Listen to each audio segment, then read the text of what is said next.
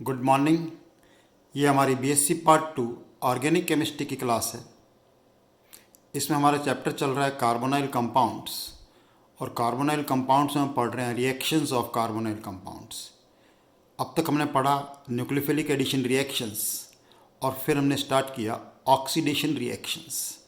Oxidation reactions को हमने दो भागों में बांटा, oxidation of aldehydes and oxidation of ketones, and then we started oxidation of aldehydes.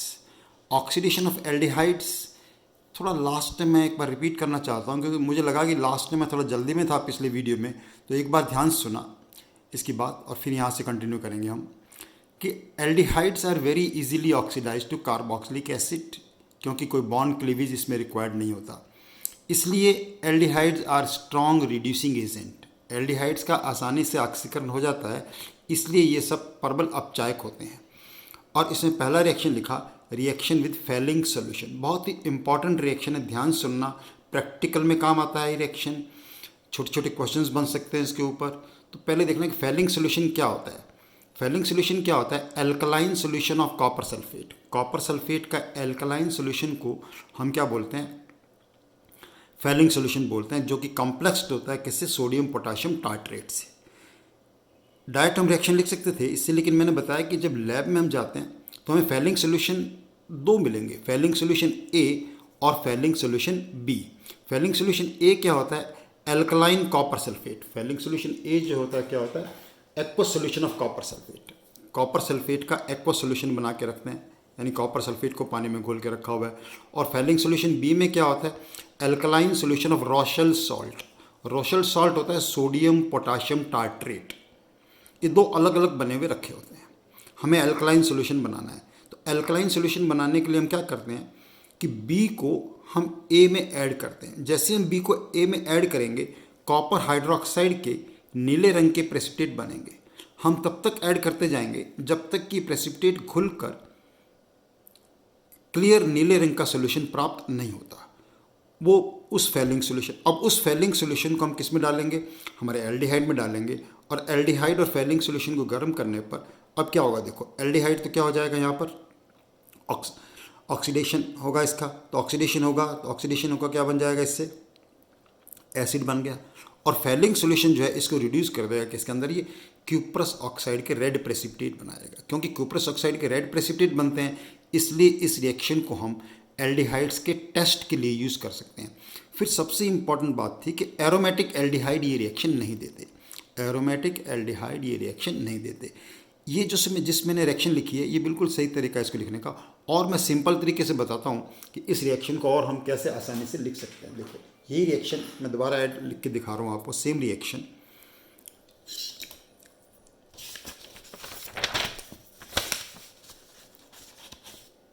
उसी रिएक्शन से हम स्टार्ट करते हैं। देखो, हमारे पास एल्डिहाइड है, तो एक्चुअली क्या होता है? एल्कलाइन सॉल्यूशन ऑफ कॉपर है, तो हमारे पास क्या होता है? कॉपर हाइड्रोक्साइड मिलता है इससे। एल्कलाइन सॉल्यूशन से आप ये मान लीजिए, कॉपर सल्फेट जो है एल्कली से रिएक्शन करके क्या बनाता है? Copper hydroxide. कॉपर हाइड्रोक्साइड हमें क्या देगा? Cupric oxide and water. ये क्यूप्रिक ऑक्साइड है, यानी हमारे पास Cu+2 आयंस है। एक्चुअली आप यूँ कह दीजिए कि एल्कलाइन Cu+2 आयंस जो हैं उसको हम क्या बोलते हैं? Fehling solution. अब हमने लिया एल्डिहाइड, और एल्डिहाइड की रिएक्शन किससे कराई? क्यूप्रिक ऑक्साइड से कराया। ये क्यूप्रिक ऑक्साइड है, ठीक है। इसको ऑक्सीडाइज कराने पर ये क्या हो जाएगा? एसिड में ऑक्सीडाइज हो जाएगा, RCOOH, और ये रिड्यूस हो जाएगा किसके अंदर? Cuprous oxide. रिड्यूस होते ही ये जो क्यूप्रस ऑक्साइड है इसका कलर रेड होता है, तो रेड कलर के प्रेसिपिटेट्स बन जाएंगे। एरोमेटिक एल्डिहाइड ये रिएक्शन नहीं देते हैं, ये आपको ध्यान रखना है बस। बहुत ही इंपॉर्टेंट डिफरेंस है एल्डिहाइड में। क्वेश्चन आ जाएगा, how will differentiate between acetaldehyde and benzaldehyde. ये रिएक्शन हम यूज़ कर सकते हैं कि बेंजल्डिहाइड तो ये रिएक्शन नहीं देगा, लेकिन एसिटल्डिहाइड ये रिएक्शन देगा। ओके, ऑक्सीडेशन रिएक्शन में नेक्स्ट रिएक्शन लेते हैं, नंबर टू रिएक्शन लेते हैं ऑक्सीडेशन में, reaction with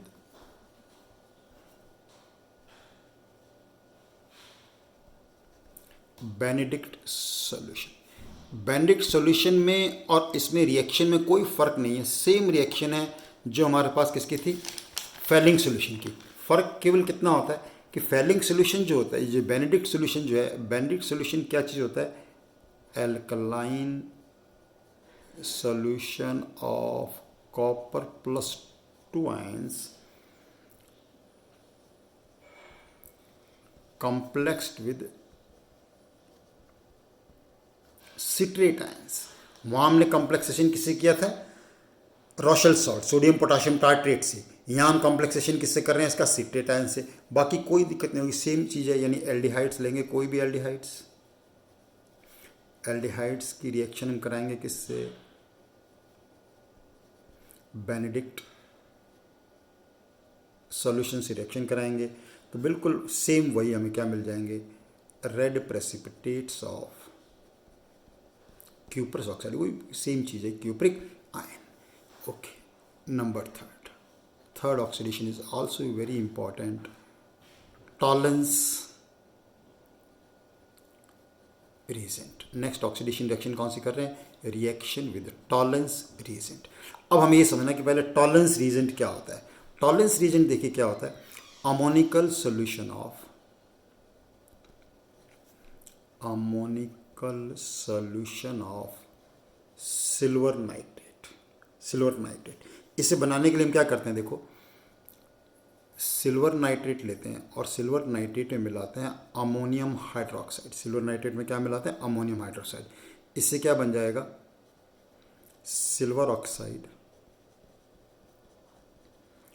ammonium nitrate. Balance silver oxide 2 थे तो हमने यहाँ पर 2 ले लिया, 2 ये लेने पड़ेंगे, तो 2 ही हमारे पास क्या बन जाएंगे, अमोनियम नाइट्रेट बन जाएंगे, वाटर बन जाएगा। ये जो सिल्वर ऑक्साइड बन गया, एक्चुअली इसका अमोनिकल सोल्यूशन ही क्या कहलाता है हमारे पास, Ag प्लस आयंस का ammoniacal solution is called tolerance reagent.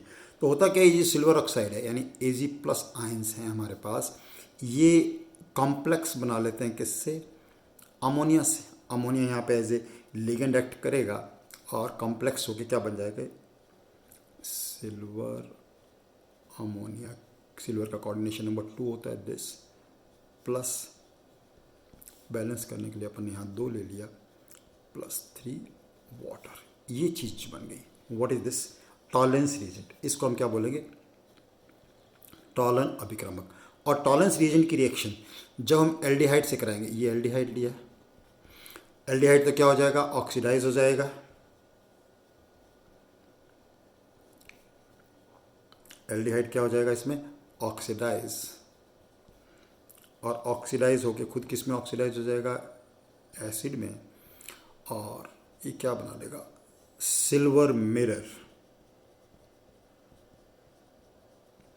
ये जो बना टेस्ट क्या कहते हैं इसको, सिल्वर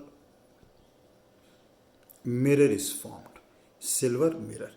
अब देखो सिल्वर मिरर क्यों कहते हैं, देखो मैं बताता हूँ इसको। Silver mirror, why it is called silver mirror, जैसे हमने टेस्ट ट्यूब ली और इस टेस्ट ट्यूब में हमने क्या डाला, एल्डिहाइड, एल्डिहाइड के ऊपर डाला टॉलरेंस रिएजेंट, टॉलरेंस रिएजेंट डाल के इसको गर्म किया।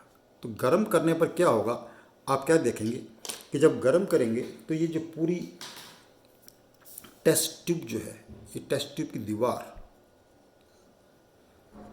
ये आपको ऐसे लगेगा कि किसकी बनी हुई है, सिल्वर की बनी हुई है, तो प्योर सिल्वर, और बिल्कुल एग्जैक्ट प्योर सिल्वर ही होता है ये जो, इस यानी प्योर सिल्वर बन जाएगा। तो ये जो है इसको हम क्या बोलते हैं, सिल्वर मिरर।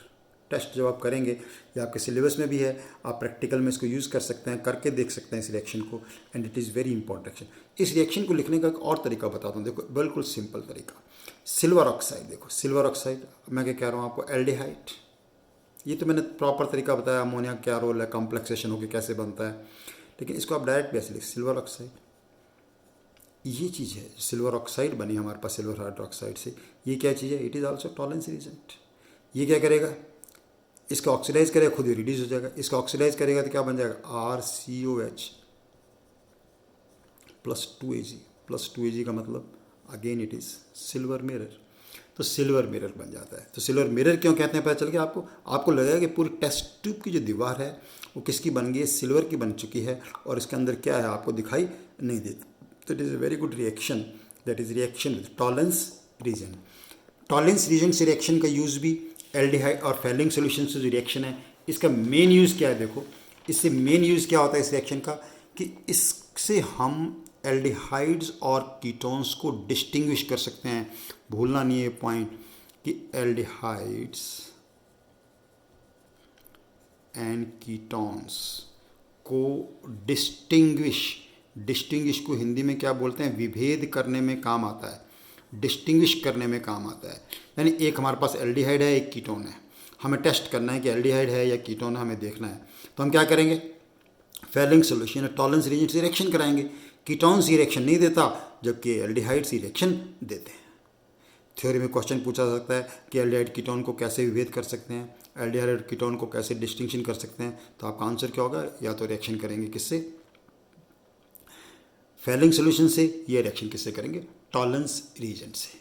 एक और बहुत ही छोटा सा ऑक्सीडेशन, मतलब उस रिएक्शन की काफ़ी डिटेल होती है लेकिन आपका इससे काम चल जाएगा। ऑक्सीडेशन विद सेलेनियम डाइऑक्साइड, काफ़ी अच्छे रिएक्शन है। Oxidation with selenium dioxide, selenium dioxide is a very good oxidising agent. तो ये क्या करता है, कार्बोनाइल कंपाउंड्स को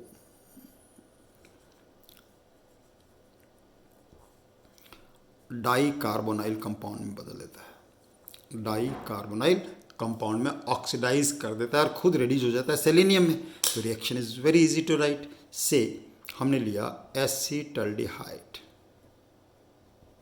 और एसीटल्डिहाइड का ऑक्सीडेशन किया सेलेनियम डाइऑक्साइड से। तो सेलेनियम डाइऑक्साइड से ऑक्सीडाइज करेंगे तो ये तो क्या हो जाएगा, इसका साथ वाला कार्बन देखो, इसका साथ वाला कार्बन जो ऑक्सीडाइज हो जाता है किसके अंदर, कार्बोनाइल कंपाउंड। तो very good oxidising, very strong oxidising agent it is.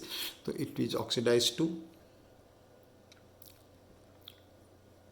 Carbonyl compound. तो कार्बोनाइल यहाँ से 2H निकले, वाटर प्लस सेलेनियम ऑक्साइड जो रिड्यूस हो जाए किसके अंदर, ये क्या बन गया, डाई कार्बोनाइल कंपाउंड बन गया, ग्लाइऑक्सल। कौन सा कंपाउंड बन गया, ग्लाइऑक्सल। और एग्जांपल ले सकते हैं, जैसे मान लो हमने लिया एसीटोन। अब एसीटोन का रिएक्शन कराया सेलेनियम डाइऑक्साइड से। अगेन अब ये दोनों एक जैसे हैं, कोई प्रॉब्लम नहीं है, इसको कर दो या इसको कर दो ऑक्सीडाइज, बात एक ही है।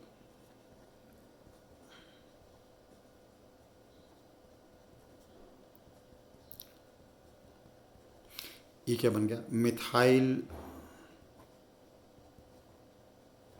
ग्लाइऑक्सल। इनसे काम चल जाता है। एक और एग्जांपल आपको बताता हूँ, देखो उससे और एक पॉइंट पता चल जाएगा आपको।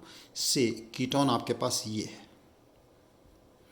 अभी मैंने आपको रूल क्या बताया था कि जब ऑक्सीडेशन करते हैं तो साथ वाला कार्बन जो है कार्बोनाइल में ऑक्सीडाइज होता है। यहाँ पर साथ वाला कार्बन एक ही था, यहाँ दोनों एक जैसे थे, किसी को भी कर दिया। लेकिन यहाँ देखो ये CH2 है और एक CH3 है।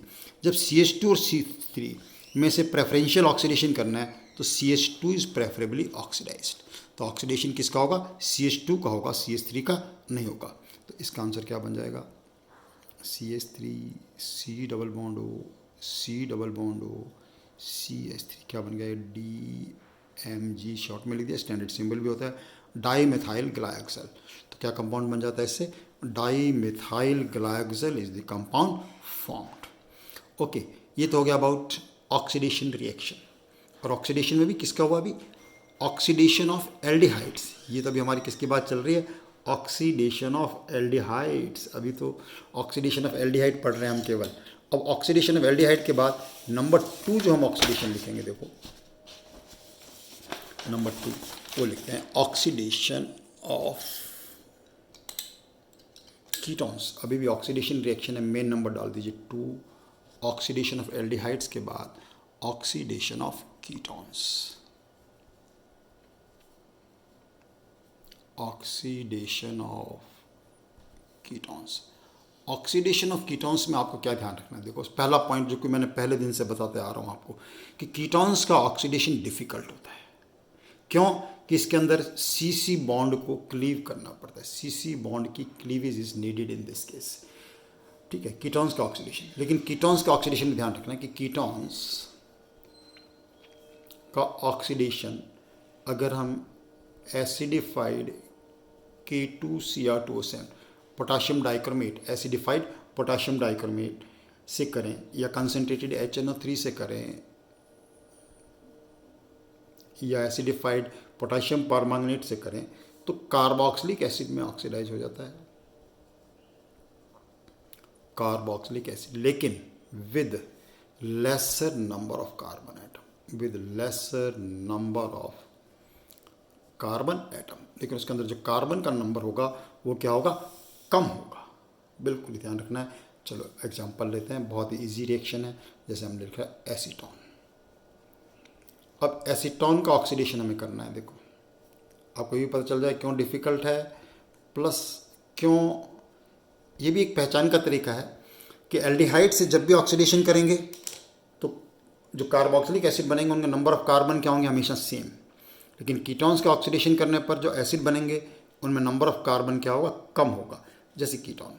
अब इसके अंदर क्या होगा, ये बॉन्ड क्लीव होगा, ये बॉन्ड क्लीव हुआ तो ये तो कितने कार्बन का एसिड बन गया, 2 कार्बन का एसिड बन गया। तो हमने लिख दिया 2 कार्बन का एसिड CH3COH, और इधर ये 1 कार्बन का एसिड बन जाएगा formic acid.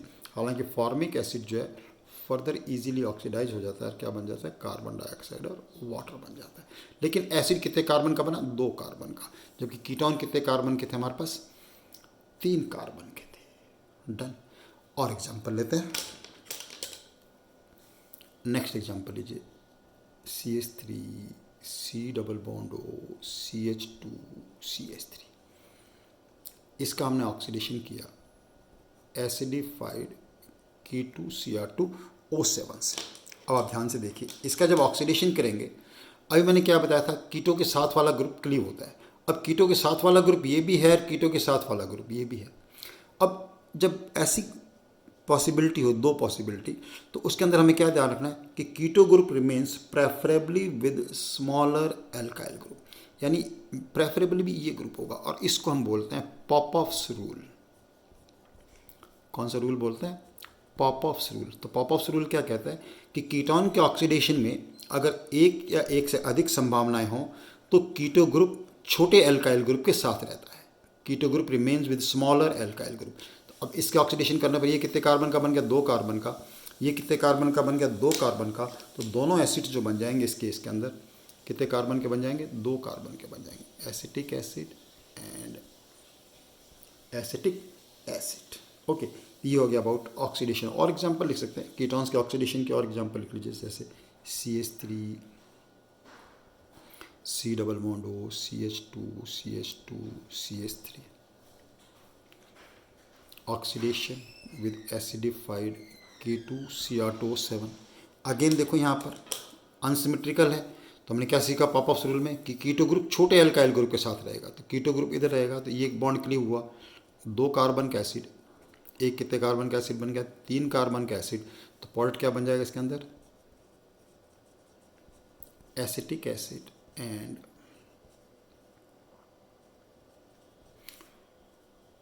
Propanoic acid. Important जो चीज़ थी, इसीलिए मैं नंबर में ब्रैकेट में लिख रहा हूँ कि कीटोन्स का जब ऑक्सीडेशन करेंगे, ये कार्बन कितने थे इसके अंदर, टोटल कार्बन कितने थे, 5 कार्बन का एसिड था ये। लेकिन एसिड कभी भी इससे 5 कार्बन का नहीं बनेगा, हमेशा कम कार्बन का एसिड ही इससे बनेगा। तो ये था हमारा किसके बारे में, about oxidation of ketones. Oxidation of ketones. Oxidation of ketones के बाद हम अब जो नेक्स्ट रिएक्शन करते हैं इसके अंदर, दैट विल बी, ये तो हमारा रिएक्शन का नंबर हमारा चल रहा था ऑक्सीडेशन ऑफ एल्डिहाइड्स। ठीक है, ऑक्सीडेशन ऑफ एल्डिहाइड्स को हमने और ऑक्सीडेशन ऑफ कीटोन्स यानी ऑक्सीडेशन रिएक्शन, बी हेडिंग हमने लिखा था oxidation reaction. B heading oxidation reaction के बाद नेक्स्ट हम रिएक्शन लिखते हैं, सी हेडिंग डाल देंगे रिएक्शन में, सी हेडिंग, और सी हेडिंग में आप लिख लीजिए रिडक्शन रिएक्शंस। रिडक्शन रिएक्शन, बहुत सारे रिडक्शन रिएक्शंस हैं, कार्बोनाइल कंपाउंड्स के बहुत रिडक्शन रिएक्शंस हैं, काफ़ी इंपॉर्टेंट रिएक्शंस इस सीरीज में आने वाली हैं। चलो रिडक्शन रिएक्शन नंबर 1 देखते हैं हम।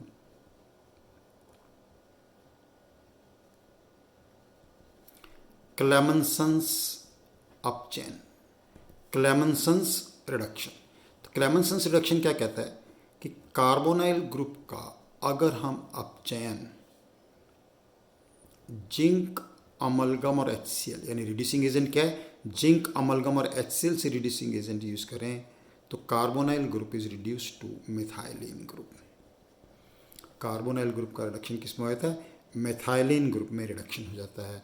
इसे हम कौन सा रिडक्शन बोलते हैं, क्लेमेंसन्स रिडक्शन। रिडक्शन जब भी आप करें आपको पता होना चाहिए रिड्यूसिंग एजेंट क्या है और ग्रुप किस में रिड्यूस हो रहा है। जैसे एग्जांपल लिया हमने एसिटल्डिहाइड, और एसिटल्डिहाइड के ऊपर अगर आपको लिखा है जिंक अमलगम HCl, तो आप समझ जाओ जिंक अमलगम HCl का मतलब इस C डबल बॉन्ड किस में रिड्यूस होगा, CH2 में। ये क्या बन जाएगा, एल्केन CH3CH3। सिमिलरली मान लो हमने लिया एसीटोन और एसीटोन का रिडक्शन किया जिंक अमलगम HCl से, तो प्रोडक्ट क्या बन जाएगा, CH3CH2CH3। इंपॉर्टेंट चीज़ क्या होती है रिडक्शन हमेशा कि आपको ये देखना है carbonyl group is reduce to CH2 group. यहाँ भी देख लीजिए C डबल बॉन्ड किस में रिड्यूस हुआ, CH3 में। यहाँ देख लीजिए C डबल बॉन्ड किस में रिड्यूस हो गया, CH2 में। रिड्यूसिंग अगर हम जिंक अमलगम और HCl यूज़ कर रहे हैं तो इसको रिडक्शन को कौन सा रिडक्शन बोलते हैं, Clemmensen's reduction. This reduction is called Clemmensen's reduction. Okay, यहाँ से हम कंटिन्यू करेंगे। इतने रिडक्शंस काफ़ी हैं आज के लिए। नेक्स्ट लेक्चर हम यहाँ से कंटिन्यू। कार्बोनाइल कंपाउंड्स में बहुत सारे रिएक्शंस हैं, इसलिए आप लगातार इन वीडियो को क्रम में देख के अपने कॉपी में अपने नोट्स बनाते रहें। Keep doing your work. Thank you very much.